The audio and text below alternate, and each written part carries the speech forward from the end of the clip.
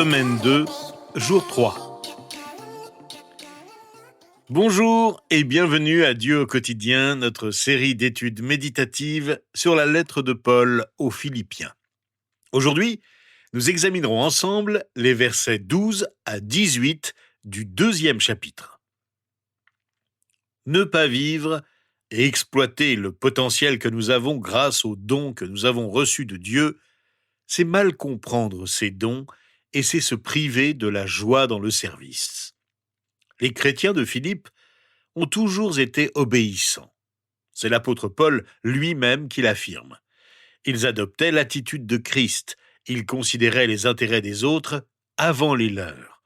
Ils étaient humbles et considéraient leurs frères et sœurs en Christ comme plus importants qu'eux.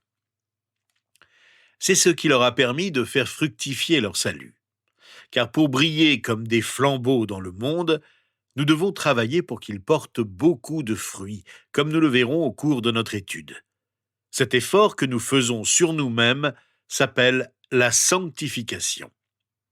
Il est toujours important de se rappeler 3 mots lorsque nous pensons à ce que signifie être un croyant en Christ. Le salut, la sanctification et la glorification. Le salut est ce qui s'est produit au moment où nous avons demandé à Jésus d'entrer dans notre vie. Nous avions peut-être tout juste 6 ans ou bien 60 ans, mais au moment où nous avons fait confiance à Dieu et nous lui avons dit « Je veux que tu fasses partie de ma vie, je t'offre ma vie », il nous a sauvés. Nous sommes assurés que nous vivrons avec lui au paradis pour l'éternité. Nous devenons saints, c'est-à-dire que désormais, nous ne nous appartenons plus à nous-mêmes, mais nous appartenons à Dieu. Notre façon de penser et de vivre change. Un nouveau processus commence, celui de la sanctification, celui qui nous permet de ressembler de plus en plus à Jésus-Christ. La sanctification, on dit aussi consécration, est la démarche que j'entreprends dès que je me suis consacré à Dieu. C'est ce qui fait dire à l'apôtre Pierre, dans sa première lettre au chapitre 1, versets 15 et 16, « Puisque celui qui vous a appelé est saint, vous aussi soyez saints dans toute votre conduite, selon qu'il est écrit, « Vous serez saints, car je suis saint. » Et le 3e mot que nous nous rappelons est le mot « glorification ». La glorification est la dernière étape de notre consécration à Dieu. C'est le moment où nous entrons, à la fin de notre vie, dans la présence de Dieu. Ce jour-là, nous serons semblables à lui. Le salut s'est donc produit au moment où nous avons été sauvés. La sanctification se produit maintenant. Et la glorification se produit lorsque nous arrivons au ciel. Alors, comment trouvez-vous la joie dans la sanctification ? Comment trouvez-vous la joie dans la croissance constante de votre consécration ? Reconnaissons qu'il nous arrive souvent de ne pas grandir dans la foi comme nous le devrions, de ne pas grandir comme nous le souhaiterions. Et cela ternit notre joie inévitablement. L'absence de progrès dans notre marche quotidienne avec Dieu devient rapidement une source de manque de joie authentique. Paul nous indique la façon de trouver la joie dans la croissance. Nous travaillons à notre salut, nous agissons sans nous plaindre, nous présentons aux autres la parole de vie avec toute notre énergie. Nous lisons ceci au versets 12 et 13 de notre chapitre. « Ainsi, mes bien-aimés, vous qui avez toujours obéi, non seulement quand j'étais présent, mais bien plus encore maintenant que je suis absent, mettez en œuvre votre salut avec crainte et profond respect. En effet, c'est Dieu qui produit en vous le vouloir et le faire pour son projet bienveillant. » Nous ne sommes pas appelés à travailler pour obtenir le salut que nous avons reçu une fois pour toutes. Nous poursuivons en nous ce que Dieu a déjà fait pour nous.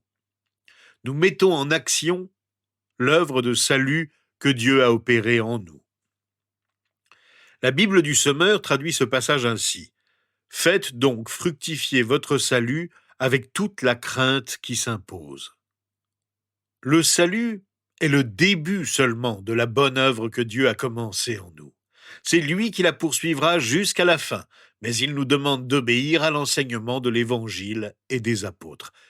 Notre salut est actif, ce n'est pas une assurance spirituelle. Nous ne pouvons rien faire pour obtenir le salut, c'est un don de Dieu. Mais nous ne pouvons pas non plus croire que nous sommes sauvés si nous n'obéissons pas aux exigences de la foi, si nous ne mettons pas en œuvre notre salut. Nous travaillons à notre salut pour qu'il porte du fruit à la manière d'une terre féconde. Ce travail est un entraînement spirituel. De même que l'entraînement sportif produit des résultats sur notre force physique et notre santé, notre entraînement spirituel fait porter des fruits spirituels. C'est en cela aussi que le salut est une œuvre bonne, que nous poursuivons quotidiennement en communion avec Dieu qui nous donne le vouloir et le faire. Le salut est gratuit, mais il n'est pas sans valeur, bien au contraire. Le prix que Jésus-Christ a payé pour que nous l'obtenions est tel que nous ne pouvons lui obéir qu'avec crainte et profond respect. Nous ne pouvons pas prendre le salut à la légère. Alors, comment mettre en œuvre notre salut ? Eh bien, en obéissant et en y mettant toute notre volonté et toute notre énergie. Nous obéissons, tout simplement. Nous faisons ce que l'Évangile nous dit de faire en suivant aussi scrupuleusement que possible l'exemple de Jésus et des apôtres. Nous adoptons progressivement la façon de penser de Jésus-Christ. Nous adoptons son attitude et vivons peu à peu à la hauteur des dons que Dieu nous a offerts. Nous agissons avec la crainte qui s'impose. Il ne s'agit pas d'avoir peur de Dieu, mais d'adopter l'humble attitude d'un serviteur du Dieu vivant. C'est lui qui a pris l'initiative et qui agit en nous. À notre tour, nous prenons au sérieux ce que Dieu a fait pour nous et continue de vouloir faire en nous avec toute notre énergie. Cette énergie, nous la puisons en Dieu qui produit lui-même la volonté et le faire. C'est lui qui a pris l'initiative de nous donner la volonté de faire fructifier notre salut, et c'est lui qui nous donne les moyens de faire sa volonté.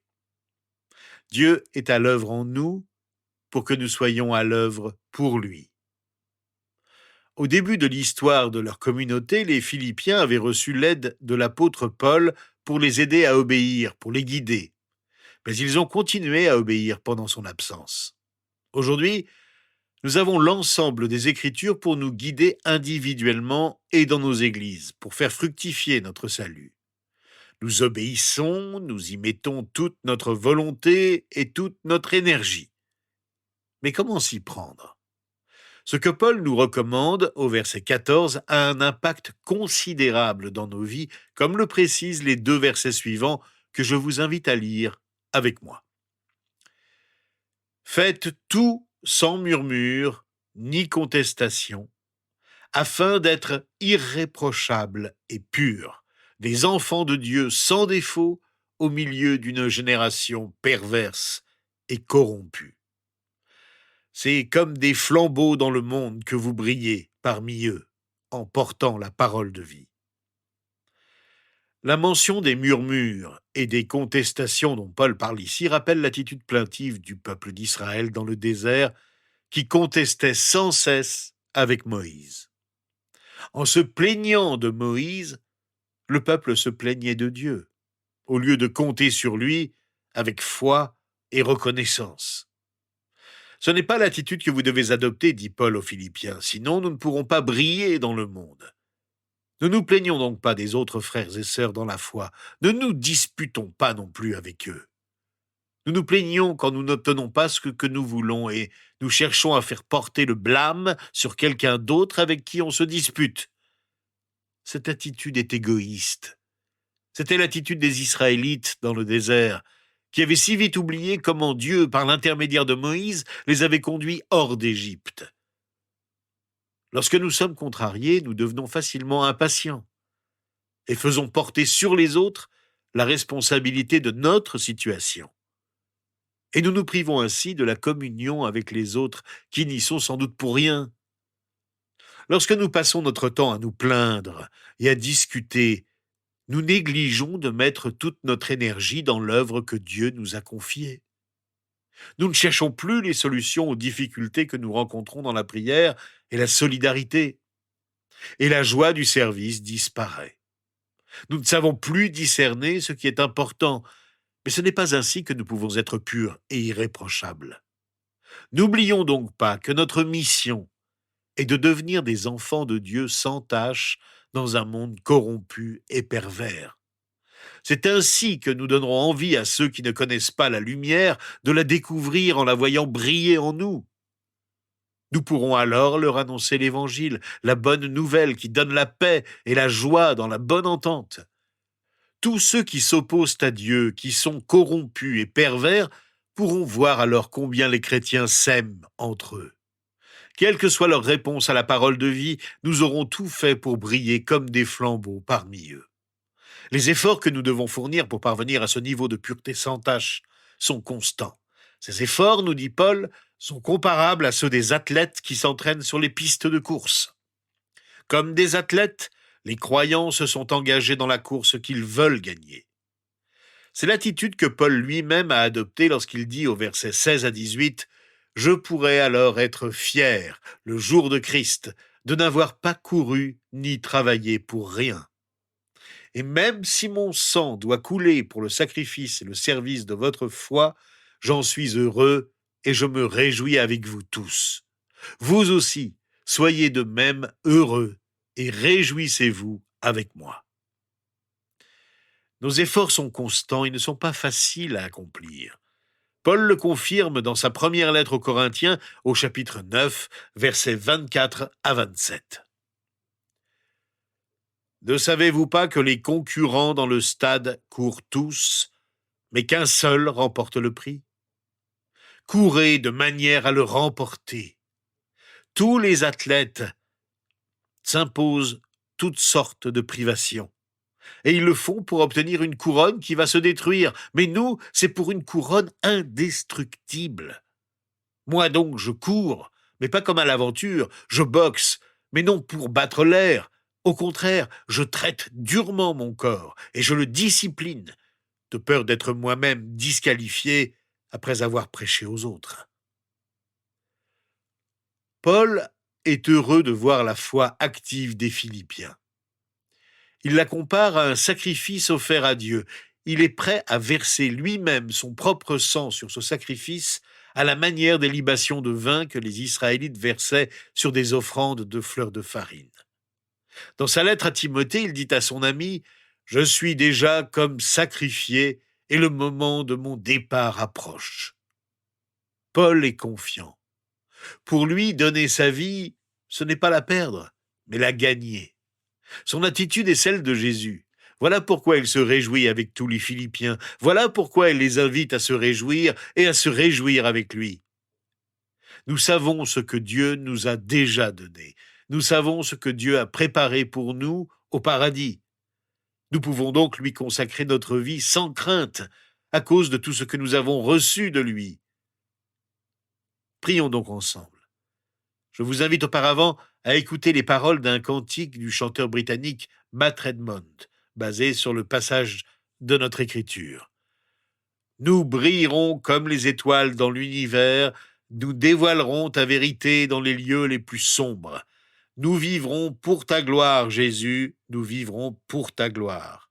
Notre louange sera brûlante, ô Dieu. Nous proclamerons ta lumière dans notre monde de ténèbres.